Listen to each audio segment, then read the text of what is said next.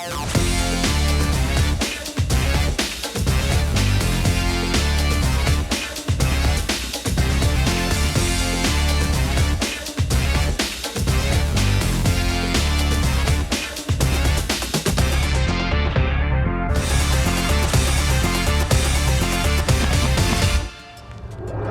it going, everybody? Welcome to another episode of the Murphy Street Collector. I'm the host of the show. My name is Kavika Smith. And before we get started, I wanted to introduce my co-host. He is our horror film and Funko fanatic, CeeLo. How's it going, everybody? Now, rules on Murphy Street are always the same. Shoes and slippers at the door. Come inside and let's talk story. We'll be talking about a bunch of dope things today, but make sure that you stick around for our Outer Rim territory, as well as check out a very dope classic Marvel Legends piece, redone in white. Such a dope piece. Before we get into the rest of the show, I wanted to get your thoughts, CeeLo, on Marvel Studios. Now, they've been on fire for a long time now, but have recently gone full fuego. So I wanted to get your thoughts on WandaVision, the Disney Plus presence, and everything that Marvel Studios has coming up until Eternals, which is set to make its big screen debut November 5th at the end of this year. I think it's pretty genius what they've done. And I think it was kind of a fantastic model to fill in all these gaps of time between everything. WandaVision, though, I don't think anybody really knew what to expect with WandaVision. Yeah, present company included. Especially the way it started, like very slowly. Right. But I think as that show progressed, like we really saw like what the MCU is gonna be about potentially. Right. A very different style, a very different type of filming compared to the old Avengers. Their character introductions too on that one. The Monica Rambos, right? Jimmy Woos and all those guys. It's very interesting, and they really kept. I feel like even though they made it Agatha, they didn't really give us that big villain we were looking for, right? She's usually serving someone or working for someone. MCU, they could have made her go off on her own, but I didn't get that feeling from her. Yeah, but they still just gave us a little bit of her with more to come. Now they have Falcon and Winter Soldiers. What about that? The feeling I get from it, it's a little bit more standalone. Yeah. Of a show. No, it doesn't. Really? I don't see the interconnectedness for the other movies coming up. But wait, now let's talk about that standalone element, because you brought out something during our podcast one time that really kind of blew my mind. When you talked about WandaVision, you talked about WandaVision being a standalone one season type episodic. Why is that? Because that was such a great show, and it obviously garnered a lot of attention. Now all of a sudden, for you to introduce the idea that it may be just a vehicle, a one season type vehicle, is groundbreaking, is unprecedented, I might even say. Yeah, it almost seemed like a little bit of an introduction into Doctor Strange to Multiverse of Madness. Right. The feeling I get from Falcon, and when I say it's a standalone, I feel like they could have its own story just around those two characters for multiple seasons. So I think there'll be a vehicle for that, but I don't get that feeling like WandaVision, where it's just one season that was made as a vehicle to get into Doctor Strange. That would be a season-long trailer, basically, or season-long teaser is what we got. Yeah, and a lot of it just ended up being like kind of introducing these different characters that are rumored to be in Doctor Strange. Right. Now, leaving WandaVision, we have White Vision. Where did he go? What becomes of him, right? Yeah. And a lot of questions that are still open. Photon, Monica Rambeau's character, is assumed to go to meet Nick Fury. Yes. So many different directions that they could go with that. So a lot of spin-offs possible from that. Talking about Falcon and Winter Soldier, I love the Dora Milaje and their presence in this show. Very cool. Yes. Anything that you see that I guess would be out of the ordinary possibly coming from this Falcon and Winter Soldier? A couple scenes in the newest trailer or the only trailer for Shang-Chi. Right, which is dope. Looks like some scenes may take place in Madripoor. The next Marvel presence on Disney Plus that we're looking forward to would be Loki.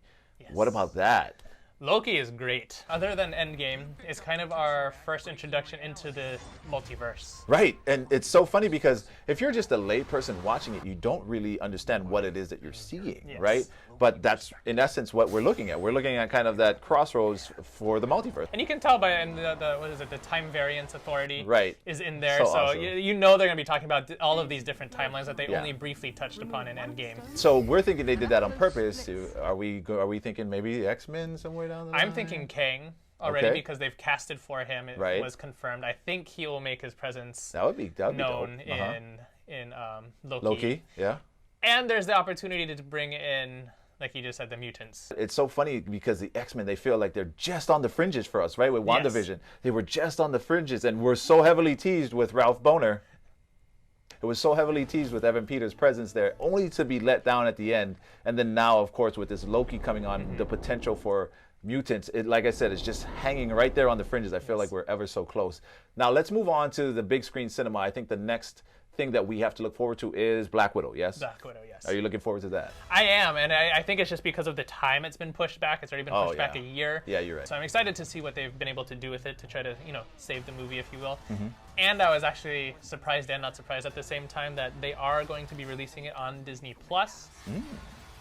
I know they were very against it at the beginning. They said, were trying not it's going to be a movie release. So after Black Widow comes Shang-Chi, I believe. Which is September. Yes. Yes, it's set for a September release. I'm excited for it. I love the fact that it looks like they've changed the 10 rings into these armbands. Yes. But it looks cool. Yes, nice. Okay, and then the end of the year, we are looking at Eternals. Yes. What do you think about that? I wish I knew more. I'm excited about it. Right. I mean, the casting for it, obviously Disney was trying to make a statement with who they're bringing into this. Angelina Jolie, Salma Hayek. They loaded this cast, and it's a storyline that I don't think a lot of people know, and obviously we don't even. No, I never followed a strong grasp. This comic book arc.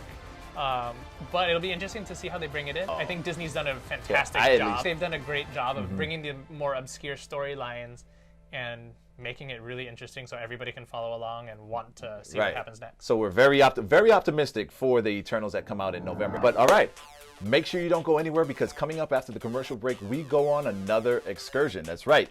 We are going ziplining to find some dope toy photography shots. Then, of course, who has a long day without going for something to eat? So we stop at one of the West Side's hottest eateries. If you've never been, this might change that after you roll with the Murphy Street Collector Gang. So stay tuned. With one of Hawaii's largest selections of Funko Pops in the islands, From the Heart Hawaii is your one-stop shop for all your collector needs. They carry one of the island's most robust selections of designer toys from all around the world. You like cards? They got that too. Sports cards, Pokemon, Yu-Gi-Oh! The list goes on and on. They even have graded cards. So come visit From the Heart at the City Square Shopping Center and find what you've been looking for. From the Heart Hawaii. And welcome back. Now, Murphy Street Excursions actually started back on our podcast during the pandemic so that we had a way to get out of the house while also taking some dope toy photography shots and getting some sun. Now, one place that we haven't done has actually been Coral Crater Adventure Park. So we're going to go there because they have zip lining and goat racing, but nonetheless, the scenery you're going to find there is going to be some of the most dope shots for your toy photography that you're not going to find anywhere else. Absolutely. So in short, we're going to be going for an extreme photo hunt, so wish us luck. Coral Crater Adventure Park. I mean, it has adventure in the name. But what could a show about collecting have to do with a place like this?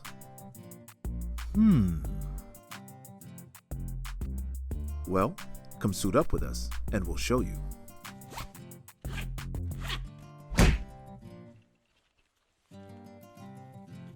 As soon as we embark, our guides do some kind of ritual handshake. Not scary at all. Then they introduce us to the resident tortoises, Pongo and Kenya. And from there, we get our wings, or our lines. Alright guys, so a couple safety guidelines real quick. When you come into the other side, you just want to be seated in your harness, just like so, okay? So keep those knees bent, keep your feet up, and then I'll let you in nice and slow until you understand it, alright? Okay. If you have any other questions, you can ask Marissa. or just give yourselves to the moment, guys. Yeah, go ahead, spread your wings and fly, just let it all out. Fly it. Don't think about what would happen if your line was to snap, because I mean, it probably won't. But also, it would be great footage Don't think if about it both did. your carabiners falling off.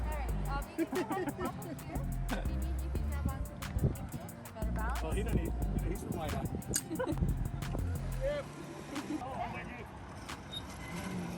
And go ahead. There you go. Alright. Okay, so you can go ahead and grab right over here.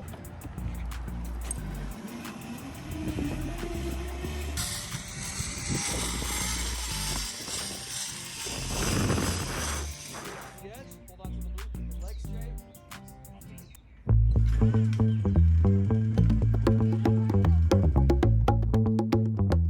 Now that we're on the basement floor, it's time to find our backdrops. For what, you ask? Toy photography. Toy Toy photography is actually a really popular thing and something that we started doing over the pandemic as a means of getting out of the house.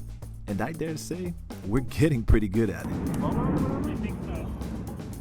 This looks way better out of the box, although it does look like you have more of a nighttime mask. Living in Hawaii, we benefit from so many different and beautiful types of landscapes. Obviously, some of the easier ones are by the ocean, but let's be honest, it's hard to shoot a bad picture with that as your background. But we do try to seek out new places and new looks. You'd be surprised with what we find. Another way we thought to add variety was by bringing whatever random piece we wanted and not telling each other. We then put it all together and try to create a scene that would tell a story from it. Let's see how we did today with a roster of Marvel Legends, Star Wars Black Series, a horror Funko, and a Pokemon for good measure.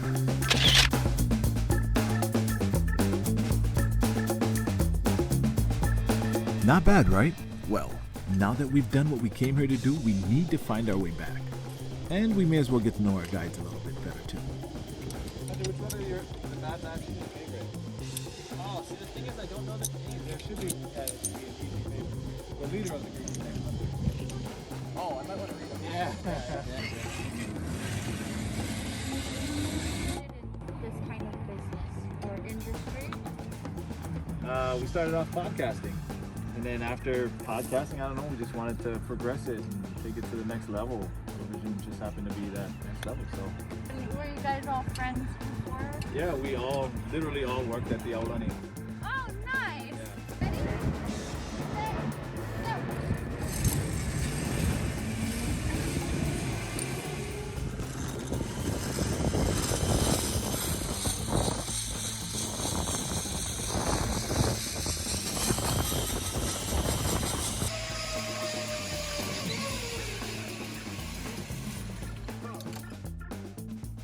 Well, we did it.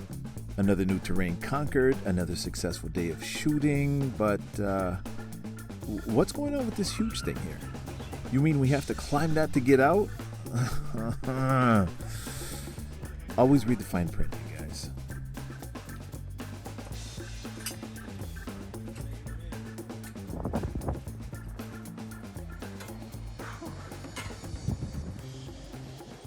All right, well, we just had an amazing day at Coral Crater Adventure Park. Thank you very much, Hunter and Marissa, for taking us through. I hope we weren't too rough on you guys. No, Not a bit. lovely. Yeah, that's fantastic. Well, what are the hours here at Coral Crater? So our typical operating hours are 9 to 5. And then we offer tons of different packages. Like if you wanted to do zip lines and tower packages, we offer that. We have a package that involves all of our activities, such as the zip lines, adventure tower, and our ATVs. But everything is available online at our website, www.coralcrater.com. Beautiful, beautiful. Well, thank you very much again. And thank you guys for tuning in. We will be right back with the Murphy Street Collector.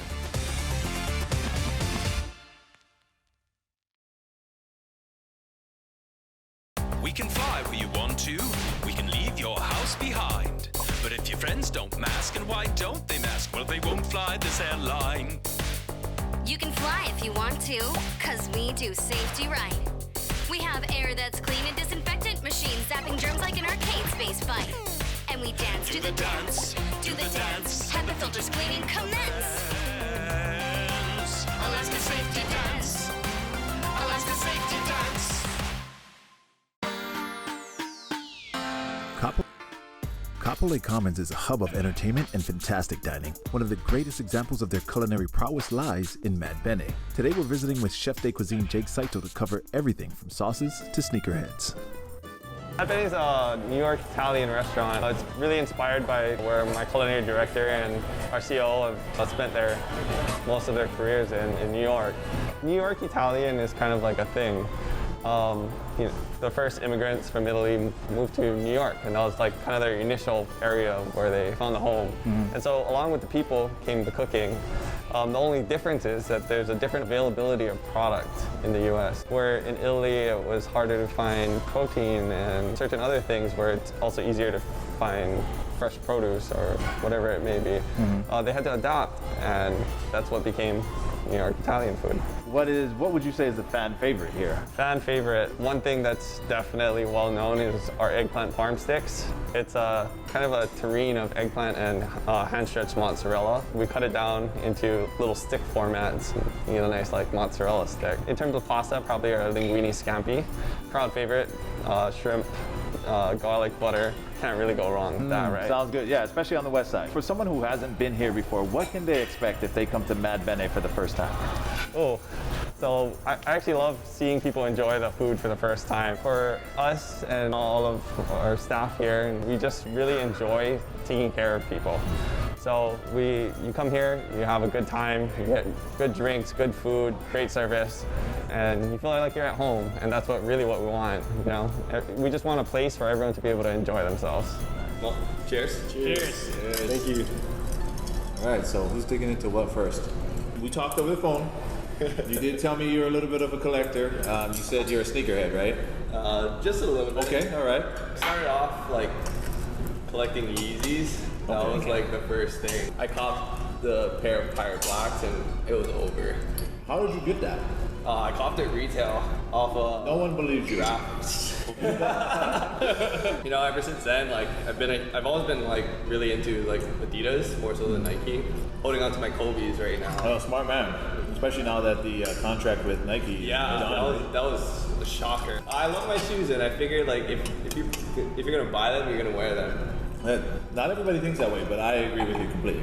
I mean, it can't be a flex in your closet. So outside of kicks, I mean, I have a growing collection of Supreme things. But aside from that, I mean, I have a few like Bear Bricks. Where'd you pick up your Bear Bricks? Well, that one I had to buy for resale. Oh, okay. Now this is the story we want to hear. The Bear Brick that I bought was the Vincent Van Gogh one. Now that I had one, it's like, oh, okay, maybe I should get another. That's how it starts. Smoking like a true collector. It's an addiction, and it never stops. Oh, yeah. Are you Marvel or Star Wars, any type of like big franchise fan? I grew up on Star Wars. My man. I'm a 90s kid. Hey. So like one of the first two big movies that really like I attached myself to, one Jurassic Park. And then of course Star Wars. So you mean episode 1 Star Wars? I had like the whole collection on VHS, the one box with all three of them in there. Nobody's challenging your fandom. I just wanted to know where you go. It's always going to hold some sort of importance to me. Nice. And I hope you don't mind that I'm just digging into your stuff as you go for it. Thank you. I love sharing food with everyone. I was going to say, because I blame you for this. It looks fantastic, and I need to have it. Yeah, exactly. And just to go back to something you said, you talked about the flavor profile. Besides the fact that it has an amazing flavor, I love the aesthetic. Is that you, or is that Mama Tran? Or who do we get to thank for that? Kind of a fun fact, but we produce all of the food for this restaurant as well as DB Grow currently. Oh, nice. So we had to, at one point, kind of minimize our offerings because we had to, get in the flow. Sure. And as we started to increase things, we started to bring some old and some new. So that crudité was actually Chef Bao creation. Right.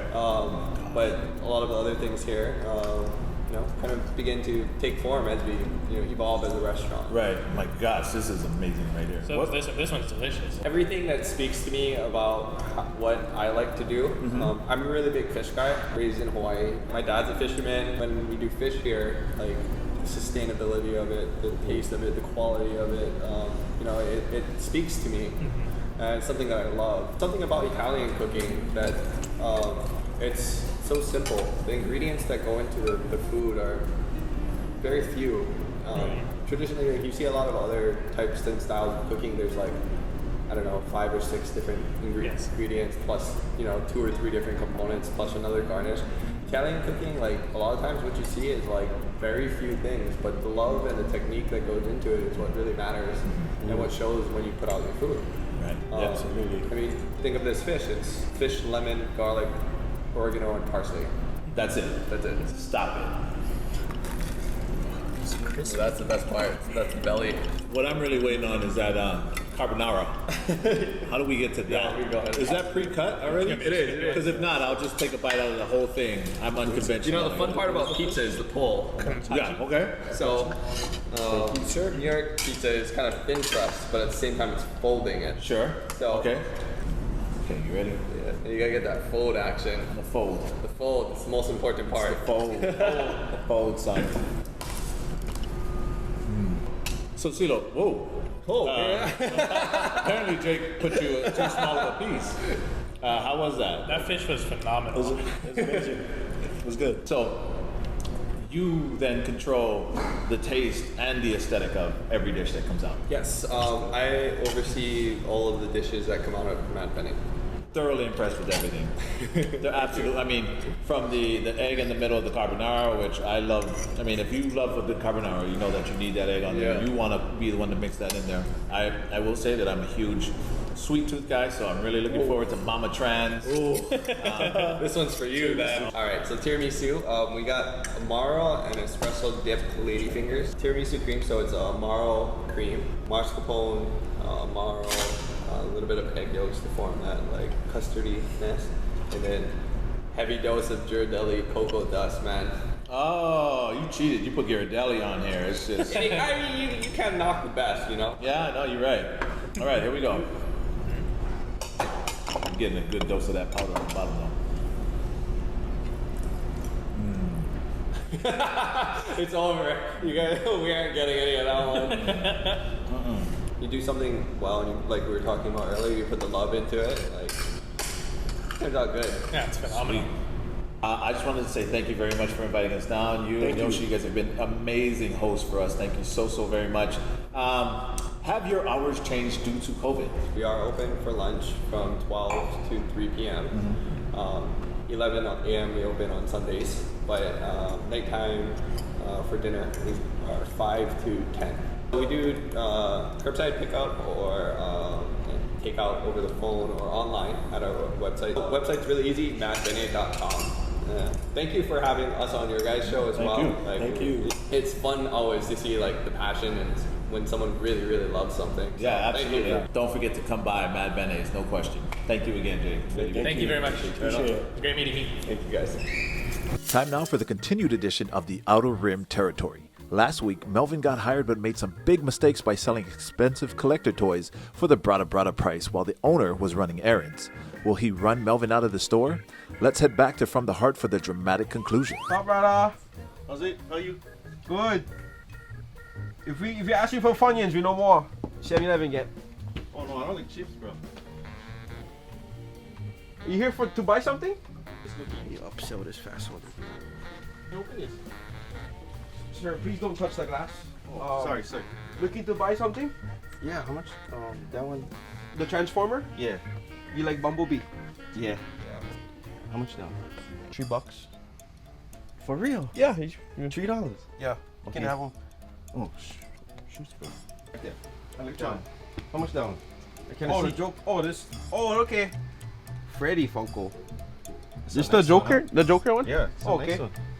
$37.80. Okay. Thank you. Oh, you know what? Since you're here, I will give you a free pack of Pokemon cards too. You like one? Whatever you How like. long you work here? About maybe 8 minutes. Whatever you like. Which one you like? That one right there. I like that one. Which one? The baseball. Oh, you gonna make them the kind for put in your the bike. Yeah. Like that. Yeah. Which one? Oh, this one. If it's for your bike, I throw them in for free. Free, bro. Wow. So you can either choose that or the Pokemon pack. Oh, I like this one. And Hey, then let me ask you a question. Is it coming from your heart? yes, The main thing, bro. all the time. Since I guarantee you for maybe $39, just cause you're a good fellow. I'll give you a tip. Go buy lunch. 60, this too much, Go bro. buy I don't lunch. think- You sure? Yeah. Oh, bro. Thanks, sir. What's your Oh, name? thank you, bro. Huh? What's your name? Melvin. Oh, hey, Jason. Thank you. Yeah, have him. Okay, I'm back. How'd it go? Bro, it was good, bro. It was Yeah? good. We had one customer come inside. He wasn't asking for Funyuns, but an upsell. Oh, for real? Yeah, bro. What'd you sell? Extra $20, cause No. gave him He for tipped tip. you? He did tip me. No. What did you sell? Oh, man. I'd sell. I mean, one Transformer. Something about the Joker. I sold one of those. Transformers. Which was the you talking about? Bumblebee? The Quicks? The Quicks figure? Yeah, I sold it quick. Oh, the Quicks figure was 400. 400? Yeah, wait. For the one that was right here, right? Right next to the $2 one. Yeah, that was a $400 figure. 400. It said $3 on it. No. What else did you sell? I sold the Joker from Marvel. Wait. Which one? It was on this rack over here. The one that was right there. Yeah, the $37 one, but he gave me 60. The $3,780 one. No, that's $10. That's $46. The one below it was $3,780. You know how rare that Joker was? You guys don't use decimals. No, we don't use decimals. What else you in sell? What else you in sell? Well, he asked for some baseball cards. I just threw that in with a pack because he gave me tip. Free from the heart. Get out. What? Get out. Get out where? Get out of my shop. You know how much product you just went to give away? You get $60 here. That's 60 it. bucks. That's upsell. That's downsell. What you talking about? Upsell. That's downsell. That's below downsell. That's no sell. Can I take? Get out. Can I get the?